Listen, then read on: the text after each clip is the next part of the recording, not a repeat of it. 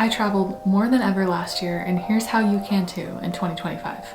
It's easy to think of travel as this big international trip that you have to save up for like years in advance, and it requires tedious planning and all this time off, but it's really not the case anymore. With a little bit of research and spontaneity, you can plan an amazing trip without overdoing it. So here's 10 tips or ways that I found have worked for me over the last year that have enabled me to travel more than I have ever before. So number one is remote work and living the digital nomad lifestyle. This isn't an option for everyone, but I would say remote work is the way to go, especially in this day and age. As long as you have a laptop and a good internet connection, you can basically work from anywhere. And there's also programs like Remote Year, which allow you to travel to different countries throughout the year while working remotely for your employer, which I think that's such a cool idea. But basically having this flexibility allows you to travel more often, but also on a lower budget. So if you're staying in accommodations for a longer period of time, that price will go down as they're rewarding you for staying longer. And that way you can get better deals at places, and you're also saving money by not eating out as often, cooking at home, all of it. But when you're doing this, like let's say you want to stay somewhere longer, if you're looking on Airbnb or booking.com, use the filters to search for a place with a strong internet connection. That way you are able to work from the place that you would like to work from. So it's not a problem further down the line, and you don't have to message your boss saying, sorry, I can't get online today. I'm in Puerto Rico. Number two is tracking flight deals and using mileage rewards. So I like to use Google Flights or Skyscanner, and you can also use the Hopper app to look for cheap flight deals whenever possible. So I tend to plan my trips around the cheap flights, and this is how you're gonna get the biggest bang for your buck, as opposed to looking for a specific time period, because then you're locked into that time and then you'll have to deal with the consequences, which is more expensive flights. So if you plan around the flights, you can search for the destination that you're thinking of going to and the time of year, and then you'll see options as to when the cheapest flights may be. But I'd also say don't necessarily book with a budget airline. Often when you add the cost of like a seat and luggage and meals, especially if you want, a basic meal on a long flight, it just adds up to being even more than some of the more standard airlines. So in my opinion, it's not always worth it. I would pick a really good standard airline, or maybe a few, and develop a good relation with them. Like keep using them over and over again until you get a good amount of points that you can use for future flights. So my go-to is Delta. I think their service is amazing, and I really love the flight schedules that they have to different destinations that I'm usually interested in. And so I tend to stick with them and book with them more often. That way I'm gaining a lot of points, and at a certain period of time, like after you've flown with them enough, you'll get enough miles to use rewards. So number three, hostels and affordable accommodations. This is actually one that I really enjoy.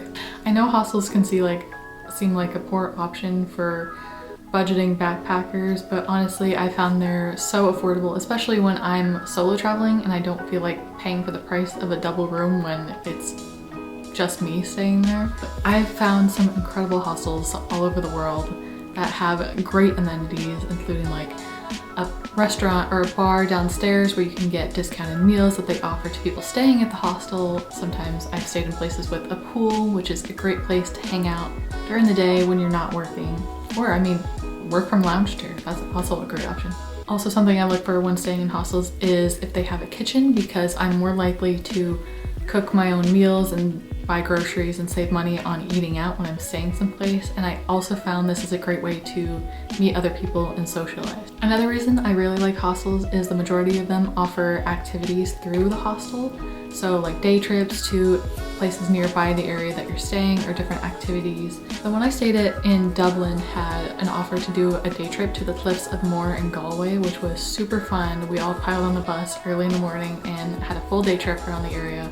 We got lucky with the weather, but it was also like bug season, so there was bugs all over the Cliffs of Moher. Anyway, it was so worth it. We had a great fish and chips lunch in Galway, and I really enjoyed that day. I'd also recommend staying in the smaller rooms, so like beds or dorms with 4 beds is ideal. 6, 8, that's also good. But you tend to become closer with the people staying in the room, and that way you'll build friendships and then you can do things with them. So in Malaga, I stayed in a room of 4 it was an all-female dorm.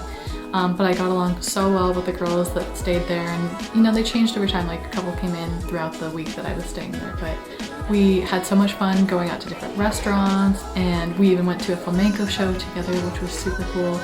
And the girls that happened to be there on one day, we were all vegetarian, so we found a really good vegetarian restaurant in the city, which was amazing. We even had a beach day together, which was super awesome. And then we finished off the trip by going to the top of the Alcazaba in Malaga to see the sunset. It was just perfection.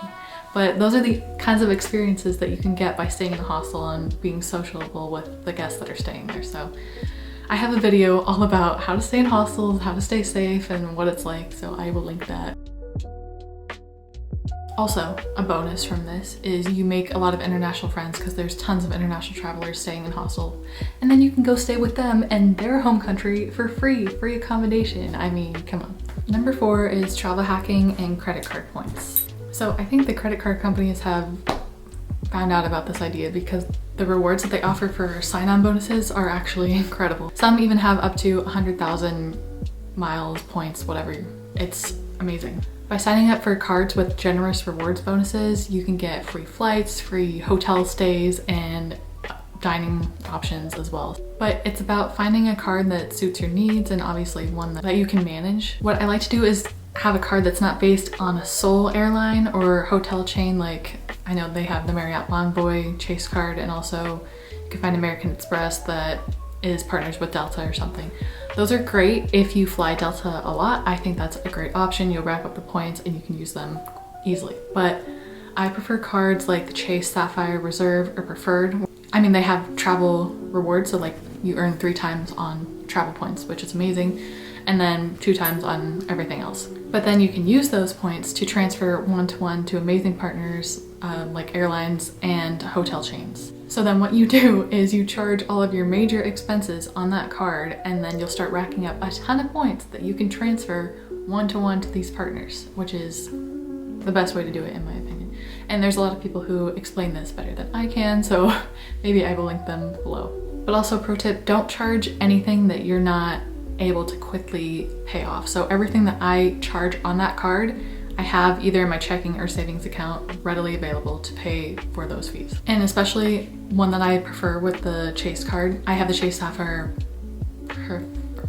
Reserve, I think. It's whichever the one, the $95 annual fee. And my favorite airline to transfer to, or my favorite group of airlines, is called Flying Blue. So Flying Blue includes Air France, KLM, and Transavia. Transavia? Yeah, that one.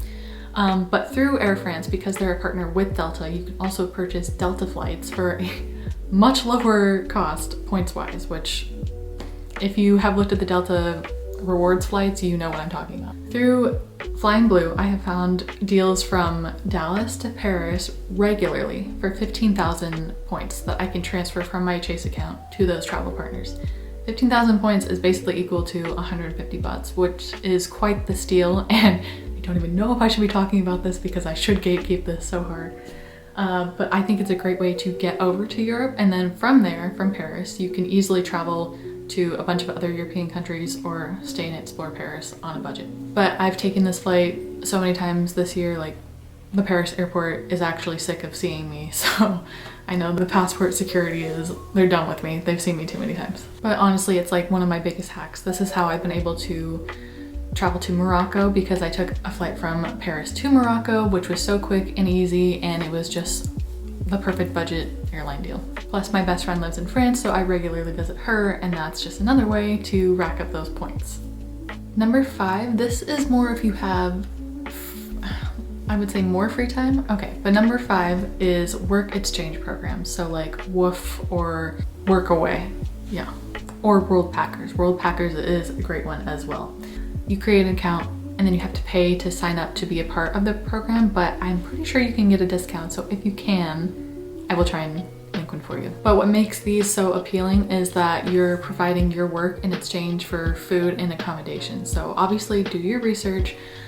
Each place that you're looking at has reviews from previous travelers normally, and the different area that you'll be staying in, if there's transportation available. But if you get to stay for, if you get to take advantage of their free accommodation, and usually they'll have meals like breakfast and lunch and sometimes dinner, one or the other, available every day of the week, then I say it's completely worth it. And you can choose how long you want to stay. So some programs will say you can stay as little as a week or 2 weeks and then up to 6 months, depending on whether you need a visa or not. But also this allows you to explore new destinations and have new cultural experiences, but you feel like you're giving back to the community and doing something good. So I think that's very beneficial and fun. Number 6, use ChatGPT to its full capability. This is something that I've done more in the past year just because AI is everywhere and you can't escape it. But basically, you know what? I'll just walk you through the whole thing. So you go to ChatGPT. You can follow this prompt exactly if you want. It should work for you. I want to travel to Europe and visit several countries for under $4,000, including flights. Create an itinerary for a 2-week trip within this budget.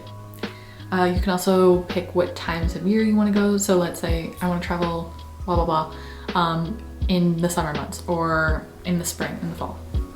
Okay, doggy's joining the video because she can't stand it. I'm talking to myself. Anyways, when I tried this, it actually showed me a full trip itinerary under my budget. So I think the total was around like $1,700 for hitting multiple countries in Eastern Europe. What a great deal, honestly.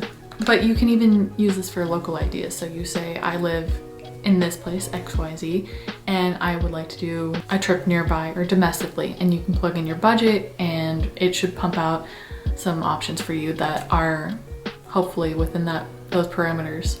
Basically, the possibilities are endless.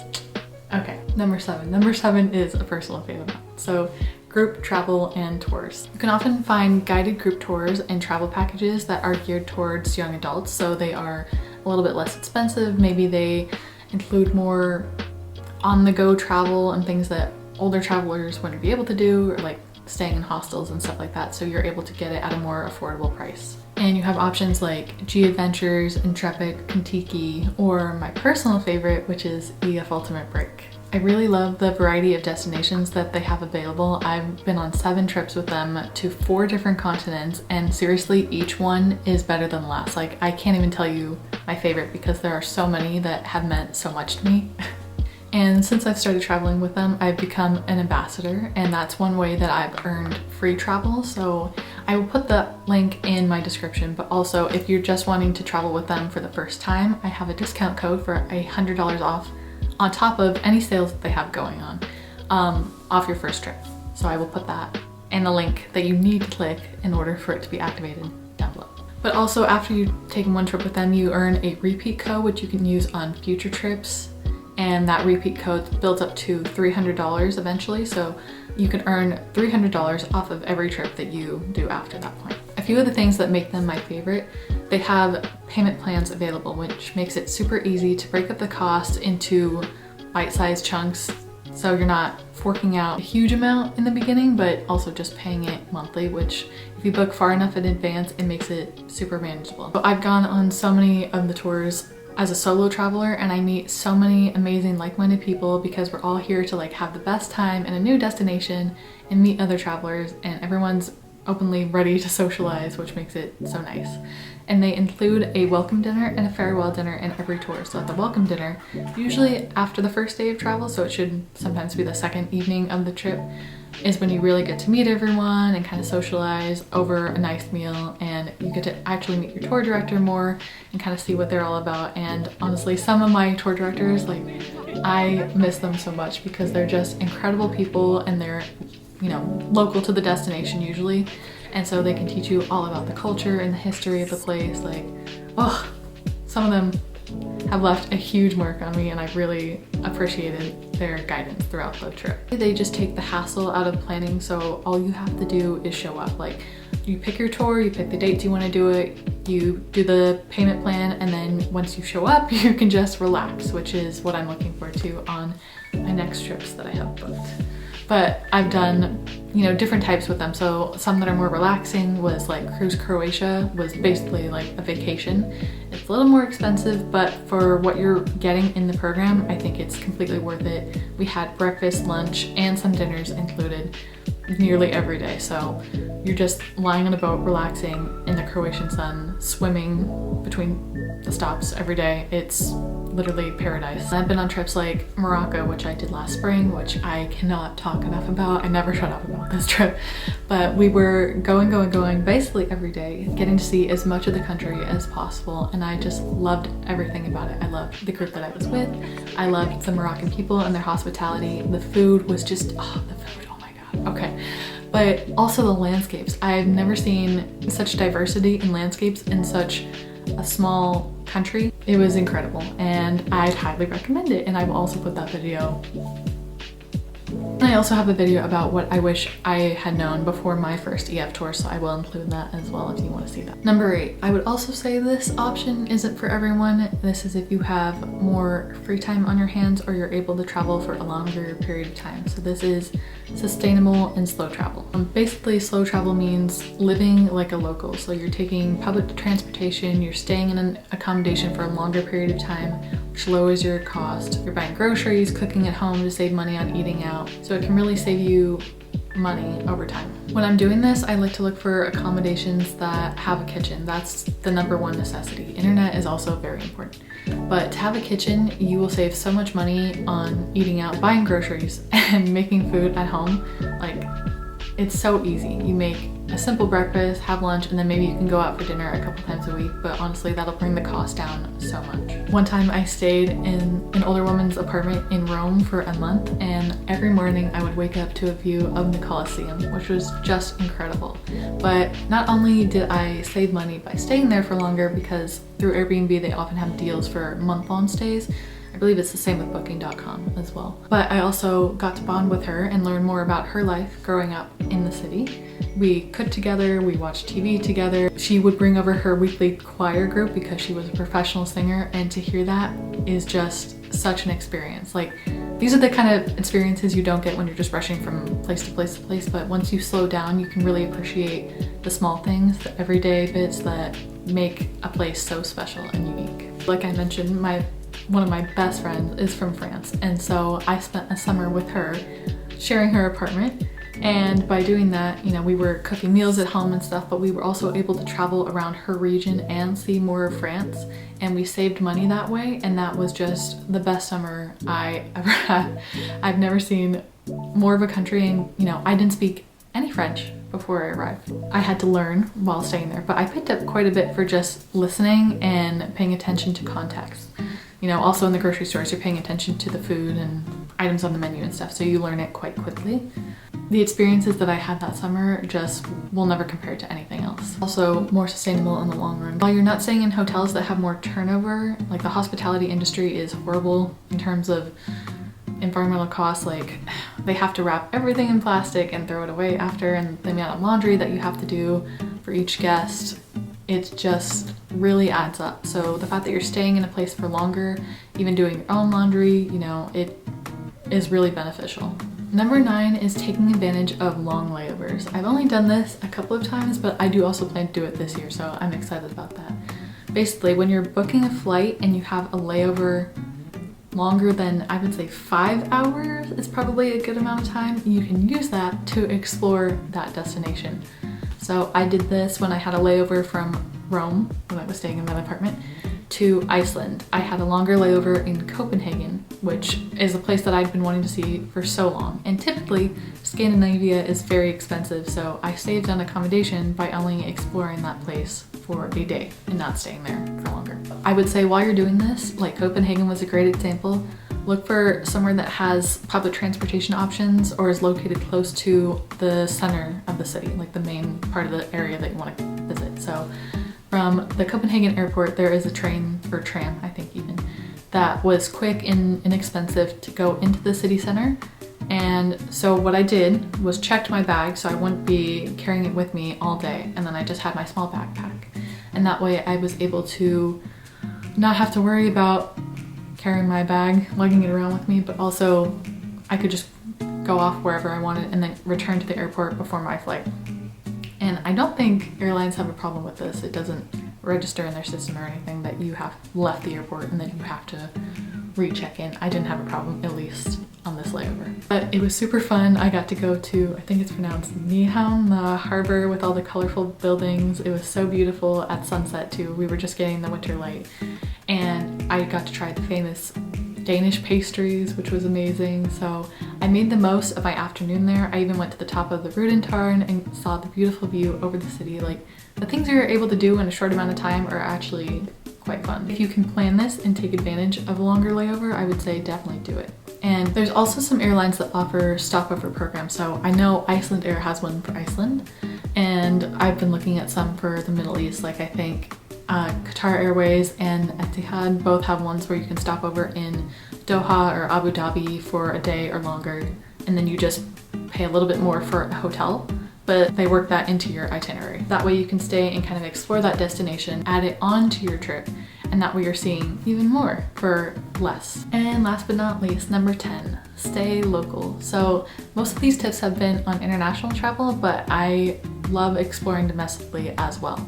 So this year I actually moved to a new city, and I was playing tourist, basically seeing everything I could around the area.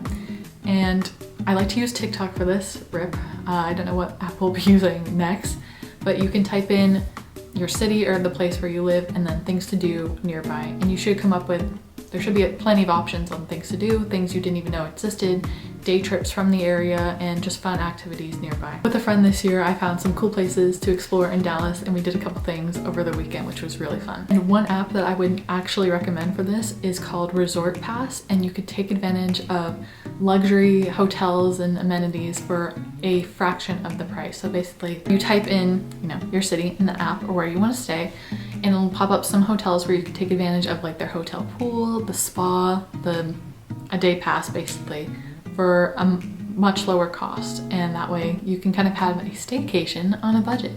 But that's basically all I have as far as tips and tricks to travel more in 2025. So I really hope you found this helpful. If I forgot anything, leave it in the comments for other people, other travelers. But if you did like this video, please give it a like. I hope these methods will be useful to you this year to travel more. So see you out there.